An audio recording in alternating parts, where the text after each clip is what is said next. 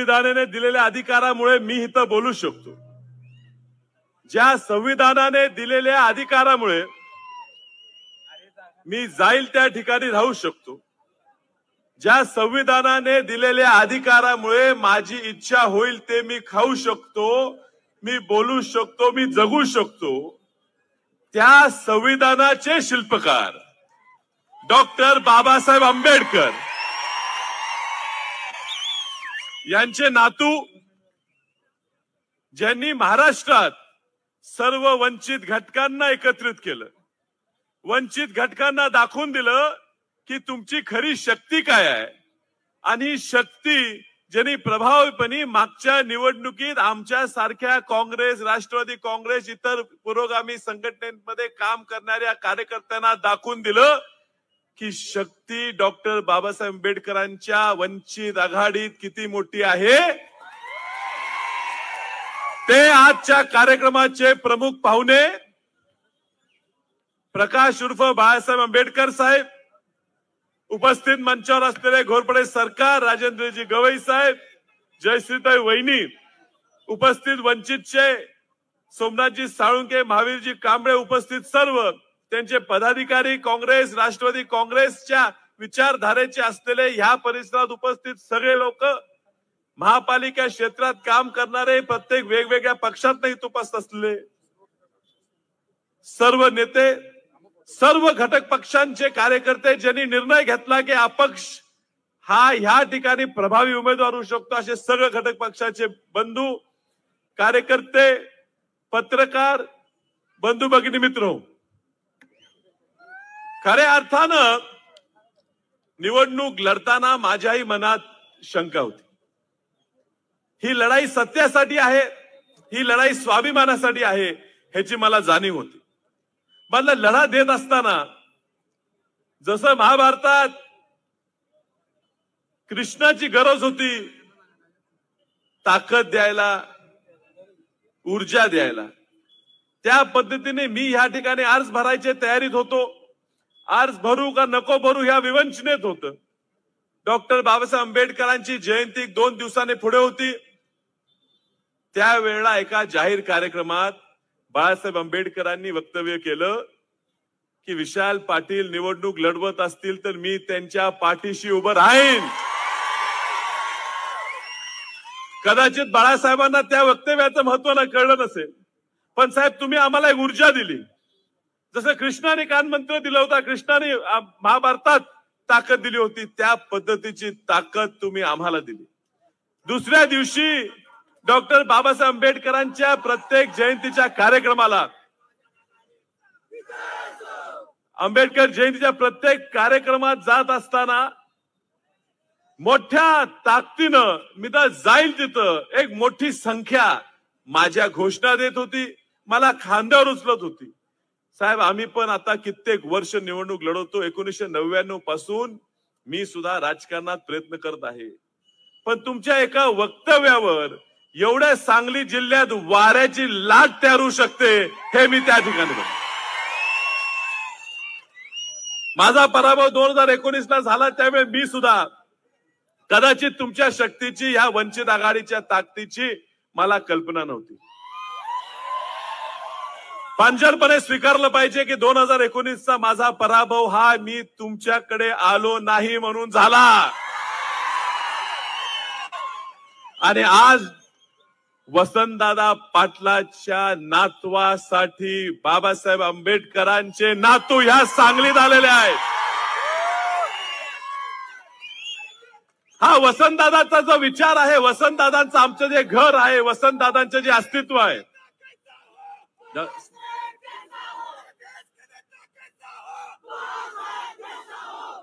हा जो विचार वसंतदादांचा आहे, तो विचार ही डॉक्टर बाबासाहेब आंबेडकरांशी प्रेरित केलेला विचार आहे। वसंतदादांनी पण प्रत्येक वेळेला ह्या संविधानाच्या संरक्षणासाठीच बाजू घेतली। आज वसंतदादांचा विचार ह्या ठिकाणी धोक्यात आहे, म्हणजे पुरोगामी विचार धोक्यात आहे, म्हणजे डॉक्टर बाबासाहेब आंबेडकरांचा विचार ह्या ठिकाणी धोक्यात आहे। आपल्याला संविधानाचं रक्षण करायचं आहे आणि संविधानाचं रक्षण करण्यासाठी तुम्ही मला पात्र समजला, ह्याबद्दल सगळ्या सांगलीकर जनतेच्या वतीनं मी तुमचे मनापासून आभार मानतो। मी तुम्हाला आश्वस्त करतो साहेब, मी तुम्हाला शब्द देतो की ह्या संविधानाच्या रक्षणाच्या जबाबदारी मी वैयक्तिक 100% पेलणार. माझ्या बरोबर सांगली जनतेची पूर्ण शक्ती ही ह्या संविधानाच्या रक्षणासाठी पडणार. खूप खूप आरोप झाले, खूप लोक काही बी बोलतात, खूप लोक म्हणतात की भाजपसाठी लढतात, वंचित भाजपला मदत करते. जो असे फालतू गोष्टी म्हणतो त्यांनी सांगलीत यावं आणि बघावं. या भाजपला गाडण्यासाठी स्वतःच्या उमेदवार या ठिकाणी न देता एका पोराला पक्ष म्हणून पाठिंबा देतात. हे प्रकाश उर्फ बाळासाहेब आंबेडकर आहेत.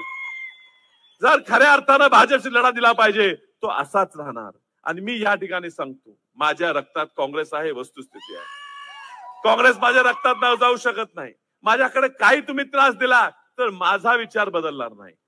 भाजप ही देशाला संपवणारी शक्ती आहे आणि ती शक्ती संपवण्यासाठी आपण इथं जमलेलो आहे. आम्ही कधीच विसरणार नाही. तुम्ही मला पाठबळ देता, तुम्ही मला ताकद देता, हे या भाजपला संपवण्यासाठी देता, ह्याची जाणीव आहे. एवढं प्रेम तुम्ही या ठिकाणी या गेल्या 10-15 दिवसात गावोगावी गेल्यावर तुम्ही मला दिलं, ह्याची मला जाणीव आहे. आणि हे माझ्यावर जबाबदारी वाढलेली आहे. ती जबाबदारी तुमच्या सगळ्यांच्या आशीर्वादानं निश्चित मी पेलीन. पुढच्या काळात प्रत्येक आपल्या विषयासाठी मी जोरात बाजू मांडीन. बोलण्यासारखं भरपूर काय आहे, पण करण्यासारखं जास्त आहे.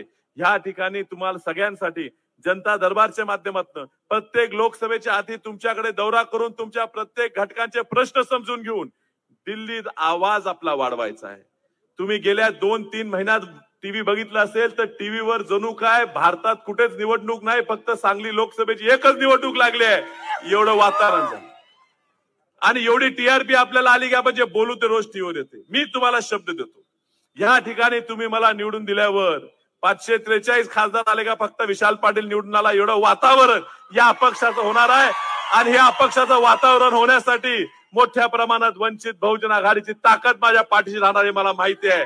आणि म्हणून दिल्लीत जेव्हा मी जाईन त्यावेळी प्रभावीपणे दिल्लीत मी मुद्दा मांडताना मी त्या संविधानाचा रक्षकाचा एक सेवक आहे याची जाणीव ठेवून मी त्या ठिकाणी निर्भीडपणे त्या भाजपच्या शक्तीशी बाकी कुठला पक्ष लढू न लढू मी ताकदीनं लढत राहणार, शेवटच्या श्वासापर्यंत लढत राहणार, हे मी तुम्हाला या ठिकाणी ग्वाही देतो. खासदाराच्या पायाखालची वाळू ही पूर्णपणे घसरलेली आहे. बेताल वक्तव्य करत सुटलेला आहे, अहंकाराने भरलेला आहे. अहंकारात एवढं बोलले, त्याच्या भावाला पाडलं, त्याला एकदा पाडलं, यावेळी पण त्याला पाडू. आता जनता दाखवेल हे अहंकार कसं जिरवायचं. जिथं रावणाचा अहंकार जळला तिथं हा काका कुठला लागला. ही निवडणूक माझी नाही, ही माझ्या स्वार्थाची नाही. मलाही ऑफर आले, मलाही सांगितलं हे घे ते घे, पण माझ्यासाठी बाळासाहेब आंबेडकर स्वतः म्हटले लढ, घोरपडे सरकार म्हटले लढ, जगताप साहेब लढ, तुम्ही सगळे सामान्य कार्यकर्ते म्हटला विशाल लढ. मी लढतोय तुमच्यासाठी, आज लढतोय, उद्या लढतोय आणि कायम स्वरूपी मी तुमच्यासाठी लढत राहणार, ही मी या ठिकाणी तुम्हाला ग्वाही देतो. आपण सगळे या ठिकाणी एवढ्या तडपत्या उन्हात सुद्धा एवढ्या संख्येने या ठिकाणी उपस्थित राहिलात याबद्दल मी तुमचा सगळ्यांचा आभार मानतो आणि आपली रजा घेतो. नमस्कार. हॅलो, वंचित बहुजन आघाडीचा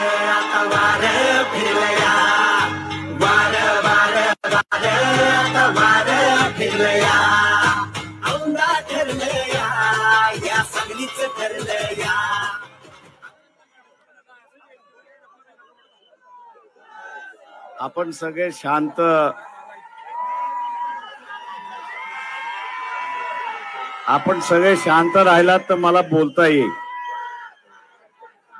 आपला उत्साह आहे याची मला जाणीव आहे, पण आज 5 वाजेपर्यंतच वेळ आहे आणि या 5 वाजेपर्यंत मला अजून 5 उमेदवारांपर्यंत पोहोचायचं आहे. आणि म्हणून पाठीमागे जरा शांतता असेल तर अधिक चांगलं आहे. सैनिक अधिक शांत राहा.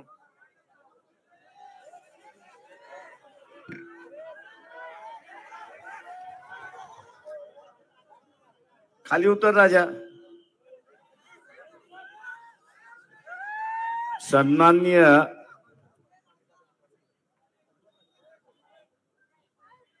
व्यासपीठ सगळ्यांचीच नावं घेत नाही, परंतु सन्माननीय या ठिकाणचे असणारे सरकार, संबंधित सगळे कार्यकर्ते, उपस्थित बंधूंनो आणि भगिनींनो, ही लढाई साधी लढाई आहे असं मी त्या ठिकाणी मानत नाही. मी साधी मानत नाही याचं कारण की सुप्रीम कोर्टाने जे इलेक्ट्रोलाइट बॉन्ड होते त्याच्या संदर्भातला आपला असणारा निर्णय दिला आणि निर्णय देताना असं म्हटलंय की ही जी वसुली करण्यात आली पक्षांना, इलेक्ट्रल बॉन्ड मार्फत जी वसुली करण्यात आली ही बेकायदेशीर आहे, इल्लीगल आहे. आपण शहराच्या भाषेमध्ये बोलायचं झालं तर बाजारामध्ये दादा फिरतो, तो वसुली करतो दुकानदाराकडून चहा पाण्यासाठी आणि आपली संघटना चालवतो, अशी असणारी परिस्थिती आहे. पंतप्रधानाचं कार्यालय जे मानवतेचं कार्यालय असलं पाहिजे, दिलासा देणारं कार्यालय असलं पाहिजे, सहानुभूतीदारक कार्यालय असलं पाहिजे, हे आता काही राहिलेलं नाही. तर हे वसुलीचं कार्यालय झालंय हे आपण लक्षात घ्या. ईडीच्या मार्फत, सीबीआयच्या मार्फत, पोलिसांच्या मार्फत धमक्या देण्यात आल्या. नुसत्या धमक्या देण्यात आल्या नाही तर काही जणांना अरेस्ट करण्यात आली. आणि तुम्ही हे बॉन्ड विकत घेणार असाल आणि आमच्या पक्षाला देणार असाल तर आम्ही तुम्हाला सोडतो, नाही तर तुम्हाला आतमध्ये टाकतो, अशी असणारी परिस्थिती आहे. मी आपल्याला विचारणार आहे की पंतप्रधानाचं कार्यालय हे मानवतेचं कार्यालय पाहिजे की इथला असणारा वसुलीचं कार्यालय पाहिजे, याचा निर्णय आपल्याला 5 तारखेला करायचा आहे हे आपण लक्षात घ्या. 7 तारखेला आपल्याला करायचा आहे हे आपण लक्षात घ्या. आणि आपल्या मतावरती उद्याचा भारत कसा राहणार हे आपण लक्षात घ्या. 4 महिन्यापूर्वी राज्यसभेमध्ये एक प्रश्न विचारण्यात आला होता. त्या प्रश्नाचा आशय असा होता की 2014 ते प्रश्न विचारेपर्यंत 2014 ते प्रश्न विचारेपर्यंत भारतातल्या किती नागरिकांनी भारत देश सोडला आणि सोडताना त्यांनी नागरिकत्व सोडलं का, याचं उत्तर द्या. नुसता देश सोडला असता तर मी समजू शकलो असतो, पण त्यांनी प्रश्न असा विचारला होता की त्यांनी नागरिकत्व सोडलं का, हा विचारलेला प्रश्न होता. 2014 पासून ते प्रश्न विचारेपर्यंत शास्त्राचं उत्तर आलं. आणि शास्त्राचं उत्तर आलं की 17 लाख कुटुंब, 17 लाख कुटुंब की ज्यांची मालमत्ता 50 कोटीपेक्षा जास्ती आहे आणि ज्यांचा धर्म हिंदू आहे, यांनी नागरिकत्व सोडलं आणि देशही सोडला. हे सरकारचं उत्तर. का सोडला? मी इथल्या असणाऱ्या संघवाल्यांना विचारतो, का सोडला? तुम्ही तर म्हणत होतात की आम्ही हा देश हिंदू राष्ट्र करायला निघालेलो. तुम्ही असं दाखवलं की आम्ही मुसलमानाच्या विरोधात, तुम्ही असं दाखवलं की आम्ही ख्रिश्चनांच्या विरोधात. पण या देशामध्ये ख्रिश्चनही गेला नाही आणि या देशामधला मुसलमानही बाहेर गेला नाही. बाहेर गेला तो 17 लाख हिंदू कुटुंब बाहेर गेली, हे आपण लक्षात घ्या. का गेली? ते हे वसुलीचं राज्य. का गेली? ते हे वसुलीचं राज्य. ते असं म्हणत होते की आम्ही जर भारतामध्ये राहिलो आणि ह्यांना वसुली दिली नाही तर आमच्या बापदाद्याने कमवलेली जी इज्जत आहे, आमच्या बापदाद्याने कमवलेली जी इज्जत आहे हा मातीमध्ये मिळवल्याशिवाय राहणार नाही आणि म्हणून आमची इज्जत राहावी, आम्ही देश सोडून चाललेलो आहोत. मी आपल्याला असं विचारतोय की मागची 10 वर्ष जे आपण भारतीय जनता पक्षाला सत्ता दिली, तर या देशात माणसं बाहेर काढण्यासाठी आपण सत्ता दिलीत का? आणि मी आता भारतीय जनता पक्षाच्या कार्यकर्त्यांना आणि RSS वाल्यांना विचारतो की तुम्ही कुठल्या तोंडाने असं म्हणताय की मोदीला पुन्हा 5 वर्ष द्या? तुम्हाला लाज वाटत नाही की या देशातला नागरिक की जो हिंदू आहे, स्वतःची असणारी इब्रत राखण्यासाठी, स्वतःची इज्जत राखण्यासाठी त्याला तुम्ही मजबूर केलं की त्यांनी देश सोडावा, नागरिकत्व सोडावं, आणि पुन्हा तुम्ही असं म्हणताय की 5 वर्ष आम्हाला द्या. कशासाठी द्या? माझं हे उत्तर जर खोटं असेल तर माझं आव्हान आहे इथल्या असणाऱ्या संघवाल्यांना, तुम्ही कधीही सांगा, कुठल्याही प्लॅटफॉर्मवरती बोला, तुम्हाला तुमचंच उत्तर राज्यसभेमध्ये दिलेलं जे आहे ते मी दाखवायला तयार आहे. ही आकडेवारी माझी नाहीये, ही सरकारची आकडेवारी आहे. राज्य हे कल्याणकारी राज्य असलं पाहिजे, पण इथलं असणारं राज्य हे कल्याणकारी राज्य न राहता वसूलदार राज्य झाले अशी परिस्थिती आहे.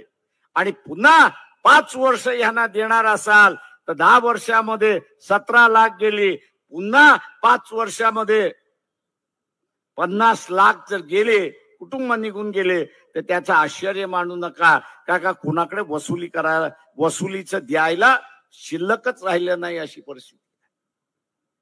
मित्र, हा एवढाच प्रश्न नाहीये. मागच्या 10 वर्षामधली आकडेवारी दिली, पण 1950 पासून 14 पर्यंत या देशामध्ये किती लोक नागरिकत्व सोडून घेतली? तर फक्त 7,000 गेली. 50 पासून ते 14 पर्यंत 7 वर्षाचे 7,000 गेले, आणि ज्यांचं वय काय होतं 60 वर्षाच्या वरती होतं अशी परिस्थिती. म्हणजे नॉन बीजेपी सरकार ज्यावेळेस होतं त्यावेळेस लोक देश सोडून जात नव्हते, परंतु भारतीय जनता पक्षाचं सत्ता सरकार आलं आणि इथे हिंदू भारतीय जो आहे तो देश आणि नागरिकत्व दोन सोडून चाललेला आहे. की असं राज्य तुम्हाला पाहिजे का? हा सवाल मी आपल्याला असणार या ठिकाणी विचार. दुसरा महत्वाचा आहे की गेल्या 10 वर्षामध्ये या देशावरती 2014ला 100 26 रुपये कर्ज होत. 100 26 रुपये कर्ज होतं. आज इलेक्शन आहे, या इलेक्शनच्या दिवशी 100 84 रुपये कर्ज झालेलं, 84 रुपीज कर्ज होत. 100 84 रुपीज कर्ज झालेलं आहे. वाढ किती झाली आपण हे बघा. 50 पासून 2014 पर्यंत फक्त 26 रुपयाचं कर्ज होतं, आणि 10 वर्षाच्या कालावधीमध्ये हे कर्ज 26 रुपयावरनं 84 रुपयावरती गेलेलं आहे. आणि वर्ल्ड बँकेचा रिपोर्ट असा म्हणतोय की तिथे जर ह्यांनी गफलत केली तर 86 मध्ये 2026 मध्ये हे कर्ज 96 रुपीज होईल, 96 रुपये होतील अशी परिस्थिती आहे. 4 रुपयामध्ये हा देश चालू शकतो का? सवाल आहे की 100 रुपये तिजोरीमध्ये येतात. या 100 रुपयापैकी असणारा 86 रुपये असणारा जर हप्ते भरायला त्या ठिकाणी गेलं तर 4 रुपयामध्ये देश चालणार का? अशी परिस्थिती आहे. हा माझा अहवाल नाहीये, हा पार्लमेंटमध्ये ठेवलेला अहवाल आहे. एवढंच आहे की विरोधी पक्ष बोलत नाही, वंचित आघाडी हे सगळं समोर आणते अशी असणारी परिस्थिती. माझं आव्हान आहे, घर चालवणं आणि देश चालवणं हा फार फरक नाहीये. घराचा बजेट हा लहान असतो, देशाचा बजेट हा फक्त फार मोठा असतो. एखाद्याचं इन्कम 20,000 असेल आणि त्यांनी 12,000 कर्ज काढलं असेल, हप्ता फेडला नाही, 16,000 झाला हप्ता, 4,000 शिल्लक राहिले. हा 4,000 मध्ये घर चालू शकतो का? 4,000 आपण घर चालू शकतो का? नाही चालू शकत. मग नाही चालू शकत तर मग घर कसं चालवणार? मग तुम्ही घर कसं चालवणार? जसं घर चालणार नाही तसं देशही चालणार नाही. एक मोदीचा फंडा आहे आणि तो मोदीने फंडा आपल्या गावागावातून उचललेला आहे. तो नवीन काहीच नाही आहे. आपल्या गावामधला दारू पिणारा असतो, व्यसनाधीन झाला, नोकरी गेली की तो काय करतो? व्यसनाधीन झाला, नोकरी गेली की हा दारू पिणारा काय करतो? काय करतो? भांडी कुंडी विकतो. तो बर्बाद स्वतःला करतो, भांडी कुंडी विकतो. मोदीने जाहीर केलेलं आहे की नाही? जाहीर केलेलं आहे की नाही की मी इथल्या सारे कारखाना विकणार आहे? आज रेल्वे जी भारतीय रेल्वे 100% सरकारी होती, आज हळूहळू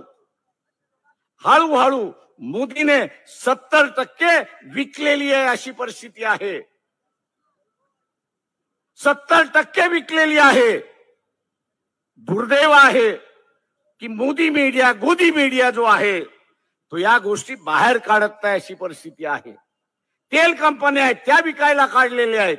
आयर्न ओर कंपन्या आहेत त्या विकायला काढलेल्या आहेत. मोदीची वृत्ती आणि त्या दारुड्याची वृत्ती सारखीच आहे, हे आपण लक्षात घ्या. मोदीची वृत्ती सरकार चालवण्याची आणि दारुड्याची, दारू पिण्याची जी वृत्ती आहे सारखीच आहे, हे आपण लक्षात घ्या. दारुड्या कंगाल होतो तसा मोदी हा देशाला कंगाल केल्याशिवाय राहणार नाही, हे आपण लक्षात घ्या. मी संघवाल्यांना विचारतो की तुम्ही असं अख्खं आयुष्य देशाला दिलं. तुमचं आमचं भांडण आहे, मान्य आहे. तुम्हाला वैदिक पद्धत पाहिजे, आम्हाला वैदिक पद्धतीचा विरोध आहे. आम्हाला संत परंपरा ह्या देशामध्ये पाहिजे. हे भांडण चालत राहील, मान्य आहे मला.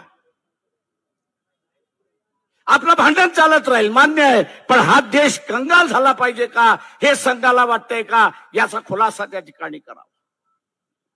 मी मध्यंतरी असं एक प्रश्न विचारला होता मोहन भागवत यांना. मोहन भागवत यांना असं मध्यंतरी प्रश्न विचारला होता, मागच्या 2 वर्षामध्ये नरेंद्र मोदी तुम्हाला असताना भेटून गेले होते का? त्याचं अजून उत्तर आलेलं नाही.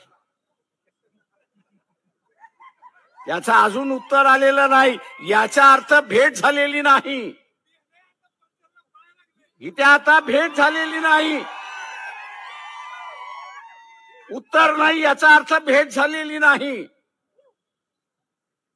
जे आरोप केले जातात आहेत आणि आरोप मीच एकटा करत नाहीये. या देशाचे अर्थमंत्री कोण आहेत? नाव काय त्यांचं? निर्मला सीतारामन. त्यांच्या यजमानाचं नाव आपल्याला माहिती आहे का? तेही फार मोठा अर्थशास्त्रज्ञ आहेत, साधे सुधे नाहीत, जगभर प्रसिद्ध आहेत. त्यांचं नाव आहे परकला प्रभाकरन, हे त्यांचं नाव आहे. परकला प्रभाकरन यांचं नाव आहे. 14 दिवसापूर्वी त्यांची असणारी एक युट्यूब वरती मुलाखत झाली. इथल्या ख्रिश्चनांनी ऐकावी, इथल्या मुसलमानांनी ऐकावी आणि मगच इथे असणारा सेनेच्या उमेदवाराला मतदान करावं का, हा विचार त्यांनी त्या ठिकाणी करावा. मी ऐकायला ह्याच्यासाठी आपल्याला सांगतो. त्यांनी 4 गोष्टीचा उल्लेख त्या ठिकाणी केला. एक उल्लेख असा केला की 2024 ते 29 या कालावधीमध्ये 2024 ते 29 या कालावधीमध्ये मोदी स्वतःला डिक्टेटर म्हणून घेतल्याशिवाय राहणार नाही, हुकुमशाह म्हणून आपल्याला घोषित केल्याशिवाय राहणार नाही. आणि म्हणून मी तो प्रश्न विचारला होता की मोहन भागवत तुम्हाला असणारा पंतप्रधान नरेंद्र मोदी मागच्या 2 वर्षामध्ये एक दिवस तरी भेटलेत का, याचा खुलासा तुम्ही असताना करा. तो दुसरा असं म्हणतोय हुकुमशहा व्हायचा असेल तर ही घटना मोडीत काढावी लागेल. तिसरा असं म्हणतोय की हुकुमशहा व्हायचं असेल तर ग्रामपंचायतीपासून लोकसभेपर्यंतच्या निवडणुका या संपल्या पाहिजे. आणि स्वतःची सत्ता टिकवायची असेल, हुकुमशहा झाल्यानंतर स्वतःची सत्ता टिकवायची असेल तर देशामध्ये अराजकता माजली पाहिजे. आणि ती अराजकता माजवायची असेल ते त्यांनी उल्लेख केला की मुख्यमंत्री असताना गोधरा घडलं, मुख्यमंत्री असताना गोधरा घडलं आणि प्राईम मिनिस्टर असताना मणिपूर घडलं. मुख्यमंत्री असताना गोधरा घडलं आणि प्राईम मिनिस्टर असताना मणिपूर घडलं. हीच परिस्थिती तो म्हणाला, हीच परिस्थिती ते म्हणाले की येणाऱ्या 5 वर्षामध्ये भारताच्या गल्ली गल्लीमध्ये झाल्याशिवाय राहणार नाही, हे लक्षात घ्या. सत्तेतला माणूस आपल्याला आगाह करतोय, त्याला काही गरज नव्हती. आज अर्थमंत्री म्हटला म्हणजे देशाच्या सगळ्या नाड्या त्याच्या हातामध्ये, सगळ्या नाड्या हातामध्ये आहेत. आणि सगळ्या नाड्या हातामध्ये असताना इलेक्शनच्या तोंडावरती हा माणूस आपल्याला असा आगाह करतोय की उद्या भारतीय जनता पक्षाला सत्तेवरती येऊ देऊ नका, आले तर इथं मोडल्याशिवाय राहणार नाही, हे लक्षात घ्या. त्यांनी 5वा एक मुद्दा त्या ठिकाणी मांडला आणि तो म्हणजे की भारताचा नकाशा आज लहान पोराला सुद्धा पाठ आहे. तो म्हणतो तो लहान पोराला सुद्धा पाठ आहे. 5 वर्षाच्या कालावधीमध्ये हा भारताचा नकाशा असा बदललेला असेल की तोच म्हणेल की हाच भारताचा नकाशा होता. त्याची सुरुवात झाली. मी आज इथे मांडत नाही, उद्या पुण्यात मांडणार आहे की याची सुरुवात झालेली आहे. मी आगाह करतोय आपल्या सगळ्यांना ह्या ठिकाणी, मी आगाह करतोय आपल्याला ह्या ठिकाणी की विशालदादा पाटील हे इथले असणारे उमेदवार आहेत. पाठिंबा देताना आम्ही असणारा जाणीवपूर्वक विचारपूर्वक पाठिंबा दिला, कारण का भारतीय जनता पक्षाला आपण इथे थांबवलं पाहिजे, नाही तर देशाचं वाटोळं लागल्याशिवाय राहणार नाही. मी तुम्हाला 2च गोष्टी सांगितल्या, तिसरी थांबतो आणि या ठिकाणी थांबतो. कोविडच्या कालावधीमध्ये जागतिक health organization, world health organization यांनी रेमडेसिवीर वरती बॅन आणला, यांनी रेमडेसिवीर वरती बॅन आणला. आणि कारण की त्याचे साईड इफेक्ट फार मोठ्या प्रमाणात होणार आहे. परंतु ही रेमडेसिवीर मॅन्युफॅक्चर कुठे होते तर गुजरातमध्ये मॅन्युफॅक्चर होते. झायडो नावाची असणारी कंपनी ती मॅन्युफॅक्चर करते. या कंपनीने 18 कोटी बीजेपीच्या दप्तरामध्ये नेऊन ठेवले, दिले, बॉन्ड दिले. आणि जागतिक बॅन असताना सुद्धा, जागतिक बंदी असताना सुद्धा पंतप्रधान त्याचे ऐकले नाहीत आणि रेमडेसिवीर या ठिकाणी विकण्यात आला. रेमडेसिवीर या ठिकाणी विकण्यात आले आणि आज त्याचे परिणाम आपल्याला अनेक नागरिकांवरती त्या ठिकाणी दिसतात. मित्रो, ज्याच्याने जीव जाईल, ज्याच्याने लिव्हर इफेक्ट होत आहे, ज्याच्याने किडनी इफेक्ट होत आहे, ज्याच्याने लंग्स इफेक्ट होतात, ज्याच्याने हार्ट इफेक्ट होतोय, याच्यामुळे बॅन करण्यात आलं होतं. मोदी त्याला असणारं परमिशन देतो 18 कोटी मिळाले म्हणून. अशा ह्या मौत का सौदागर, असा जो असणारा मौत का सौदागर जो आहे, या मौत का सौदागरला पुन्हा आपण सत्तेवरती बसू नका. विशाल पाटील यांच्या निशाणी समोरचं बटन दाबून आपण त्यांना प्रचंड मताने विजयी करा हे आवाहन करतो आणि आपली रजा घेतो. जय हिंद.